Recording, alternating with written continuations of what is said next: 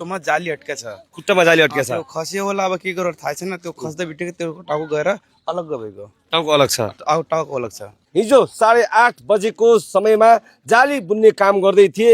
एकाएक उनी मसिन भित्र पसे र मसिन चालु रहेको मसिनले उनको चाहिँ टाउको काट्यो। उनको शरीर अहिले चाहिँ जाली भित्रै बेरिएको अवस्थामा छ भने टाउको अलगै छ। हजुरको साथी हैन? हजुर, जनक चौधरी। हजुर, खासमा हजुर पनि हिजो यहाँ हुनुहुन्थ्यो कि? हजुर, म पनि यही थिएँ। कति बजे घटना? यो 8:20 को हो। हामी सुनेर घरबाट आयौँ अनि त्यहाँ भित्र गयौँ। के भन्छन् त्यसको उसमा खुट्टोमा जाली अड्केछ। खुट्टामा जाली अड्केछ। त्यो खस्यो होला अब के गरेर थाहा छैन, त्यो खस्दा बित्तिकै त्यो टाउको गएर अलग गएको। टाउको अलग छ। टाउको अलग छ। अनि सँगै काम गरिरहेका मान्छे कतिजना थिए त्यहाँ?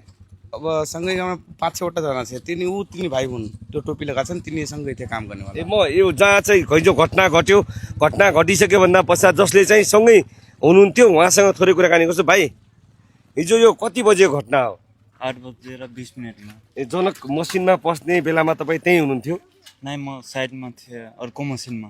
अर्को मसिनमा? ए, अनि देख्नुभयो हजुरले? देखेँ। त्यो मसिन चलिरहेको थियो या अब के हुँदै थियो, के गर्दाखेरि चाहिँ एकाएक मसिनमा परे जनक?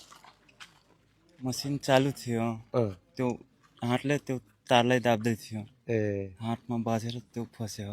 ए, हात बल्झिसक्यो भन्दा पछि मान्छेलाई त्यो मसिनले ताने बाहिर। अनि के छ उनको शरीरको टाउको अलग भन्ने कुराहरू छ? अलग छ टाउको। टाउको अलगै छ। अनि अन्य ठाउँमा पनि काटिएछ? पुरै दबे छ तारले शरीर। ए, शरीर सबै दबेको छ, निकालेको छैन अहिलेसम्म? नै। यो सावधानी अथवा यसो घटना हुनसक्छ भन्ने कुराहरू चाहिँ अपनाउनु त्यस्तो छैन? सेफ्टी कुनै छैन? सेफ्टी केही छैन। त्यो मसिन खराबै छ। मसिन खराब छ। त्यो भन्यो ठेकदारलाई पनि, त्यो बनाएन। मसिन खराब थियो, ठेकेदारलाई भन्नुभयो, मसिन बनाएन। अहिले चाहिँ अब जनकको चाहिँ ज्यान गयो।